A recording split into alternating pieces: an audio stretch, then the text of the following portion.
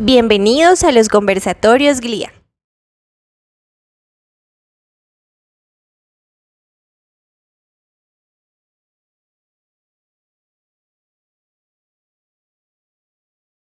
Hola, les damos la bienvenida a este encuentro donde hablaremos sobre reducción del riesgo y factores protectores del consumo de sustancias psicoactivas, organizado por la Plataforma Integral en Salud Mental GLIA del Instituto Departamental de Salud de Nariño. Este espacio hace parte de una serie de encuentros con expertos en salud mental y hoy estamos moderando esta conversación María Alicia Jurado Morales, psicóloga profesional del Instituto Departamental de Salud de Nariño, y quien les habla, Liliana Benavides Rosero, psicóloga profesional de la plataforma GLIA. Este día tenemos como invitado especial al psicólogo Duván Cárdenas, magíster en promoción y prevención en salud mental, con amplia experiencia, entre otras cosas, en servicios de hospitalización en adicciones. Actualmente es el referente de salud mental de la Dimensión de Convivencia Social y Salud Mental de la Secretaría de Salud de Pasto. Bienvenido. Bienvenido, doctor Cárdenas. Empecemos contándole a las personas que se conectan a este espacio qué son las sustancias psicoactivas. Bueno, las sustancias psicoactivas son todas esas, valga la redundancia, todas esos componentes o esas sustancias que afectan el sistema nervioso central.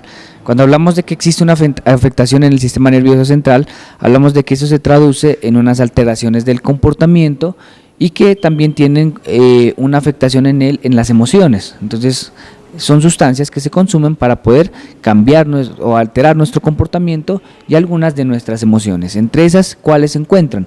Se encuentran o se clasifican en sustancias psicoactivas legales e ilegales. Dentro de las sustancias psicoactivas legales se encuentran, obviamente de las más conocidas, se encuentran las bebidas alcohólicas, ¿sí? Se encuentra la cafeína, se encuentra todo lo que tiene que ver con el tabaco, y se encuentran los energizantes, que es algo que no se lo consideraba como una sustancia psicoactiva, pero que hoy en día ya se lo considera como sustancia psicoactiva por esas características que les estoy mencionando. Dentro de las sustancias psicoactivas ilegales se encuentran todas las que nosotros normalmente, o dentro de las más conocidas, se encuentran la marihuana, que es un derivado del cannabis, se encuentra el bazuco, la cocaína, que se procesan a partir de la base de coca, la heroína y algunas otras que hoy en día pues están como en auge, ¿no? Entre ellas una droga sintética que es el tusi, que últimamente pues está afectando mucho sobre todo a la población joven del municipio de Pasto y de algunas ciudades de Colombia. ¿Cómo pueden identificar los padres y los cuidadores a los jóvenes o a los niños que están consumiendo alguna sustancia psicoactiva? Existen diferentes formas de identificar, ¿no? ¿Cómo podemos hacerlo? A través de la observación y a través del diálogo que podemos establecer con, sobre todo pues con los chicos, ¿no? Existen características a nivel social, como por ejemplo, la persona se empieza o el joven se empieza a aislar de su grupo de amigos, se empieza a tener algunos comportamientos sobre todo ligados hacia transgredir la norma. ¿Qué es transgredir la norma? Es que no cumple las órdenes y no le gusta que le coloquen como unas órdenes que son, entre comillas, sencillas de cumplir, aunque depende mucho de su etapa del ciclo de vida y que incluso esta característica hace parte de la adolescencia.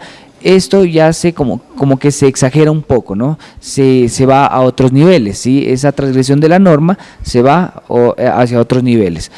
Eso a nivel social. A nivel, digamos, personal o a nivel o rasgos un poco más característicos que nosotros podamos observar, es que empieza a tener una irritabilidad, empieza a tener unos comportamientos de alteraciones del sueño, es decir, el chico ya no duerme 8 horas, sino duerme 5, 3 horas.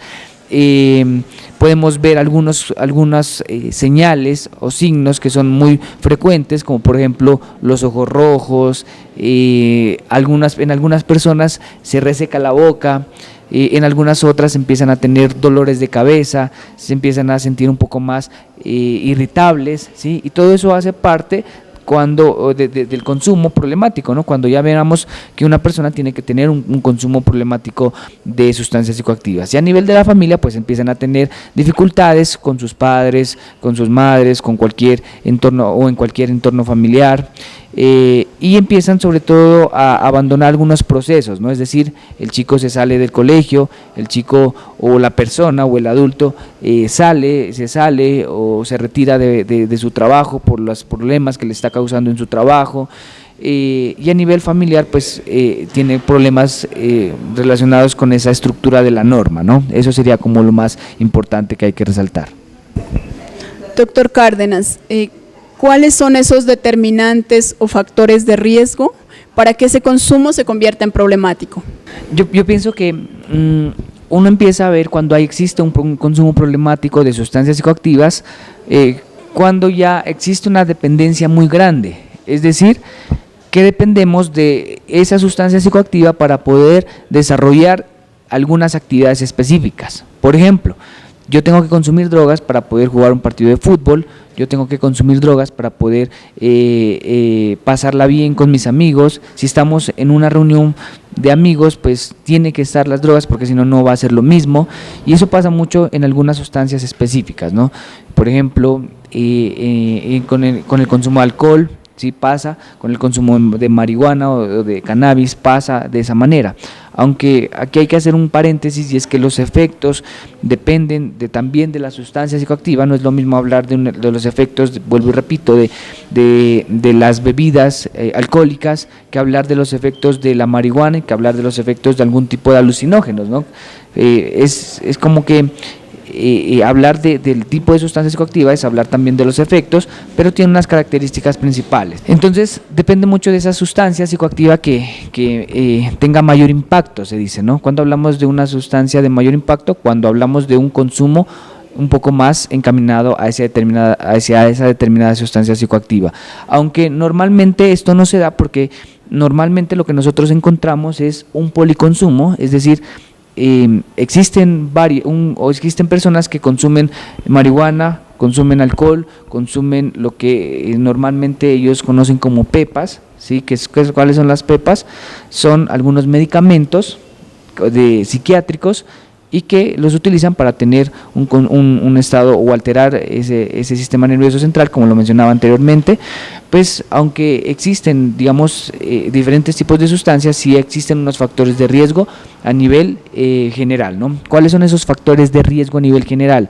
Un mal ambiente o un inadecuado ambiente familiar, unas normas o muy estrictas o muy rígidas o muy flexibles, perdón, en cualquier tipo de familia. Existen también unos factores de riesgo relacionados con la educación, el hecho de que abandonen su carrera universitaria, abandonen su colegio, abandonen su escuela o nivel básico primario. Eso también se convierte en un factor de riesgo. El tema, algunos factores de riesgo relacionados con la persona, ¿no? Recuerden que nosotros tenemos unos procesos de autoestima, unos procesos de afrontamiento. Entonces, cuando yo tengo crecí en un ambiente familiar un poco inadecuado, un ambiente familiar que no es sano, pues esa autoestima pues va a ser muy baja en mí, y eso va a hacer que se convierta en un factor de riesgo para poder generar un consumo adictivo de sustancias psicoactivas. Y lo más importante, creo yo, es que, vuelvo y repito, exista una transgresión de la norma y que a veces eso es aprendido también, ¿no? Desde nuestro entorno familiar, desde nuestro entorno educativo, etcétera. Esos serían como los factores de riesgo. Doctor Cárdenas, ¿en qué momento debemos pedir ayuda profesional? Debemos pedir ayuda en cualquier momento, podemos pedir ayuda profesional. Recordemos que no es necesario llegar a una etapa adictiva de consumo de sustancias psicoactivas para poder tener una ayuda profesional. Lo podemos hacer desde que en el momento en el cual nosotros empecemos a sentir que nos está afectando mucho. ¿En qué nos está afectando? En nuestra familia, en nuestro colegio, en nuestra universidad, etcétera. Ahí nosotros tenemos que prender una señal de alerta, se llama. Y obviamente cuando alguien o algún ser querido, una persona, una familia, un familiar, perdón, nos empiece a mostrar algunas señales de alerta, cuando nos diga, hey, ¿crees que es necesario buscar una ayuda profesional? Entonces no seamos como reacios frente a esa posibilidad. A veces creemos que el buscar ayuda profesional es ya llegar a unos estadios, unas etapas muy complicadas de consumo adictivo. Entonces lo podemos hacer desde antes que llegue esa etapa de consumo adictivo, y sobre todo cuando empecemos a ver lo que yo decía al principio, es que cuando empecemos a observar que tenemos que consumir sustancias psicoactivas para poder desarrollar nuestras actividades cotidianas. Ahí ya tenemos que prender una señal de alerta para poder buscar una ayuda profesional, ¿no? Y cuando tengan una afectación en nuestra familia, en nuestro entorno social, cuando yo sienta que ya me está afectando en mi grupo de amigos, etcétera, ¿sí? Esas serían como las situaciones donde nosotros tenemos que pedir ayuda. ¿Qué se debería hacer o qué hábitos debemos cultivar para cuidar nuestra salud mental entonces frente al consumo de sustancias psicoactivas? Para hablar de salud mental, pues tenemos que entender que no solamente es lo que hablábamos ahorita, no es esperar a ir donde un profesional, que está muy bien, pero podemos hacer algunas actividades, algunas acciones previo, y que de alguna forma a veces nos pueden proteger, ¿no? Proteger para evitar generar cualquier situación que afecte nuestra salud mental.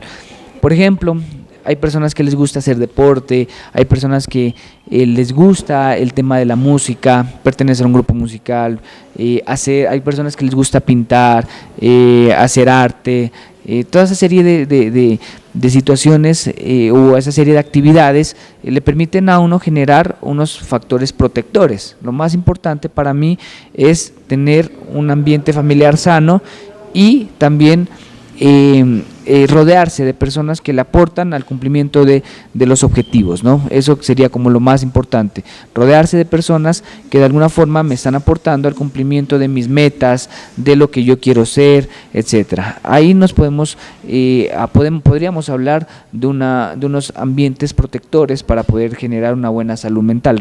Lo más importante igualmente, vuelvo y repito, es que no esperemos a que estemos entre comillas mal, no solamente en temas de consumo, sino en temas de ansiedad, depresión o alguna situación relacionada con el intento de suicidio, etcétera, sino que podamos ir mucho más allá y podamos establecer esa serie de actividades que acabo de mencionar para poder prevenir esa serie de situaciones.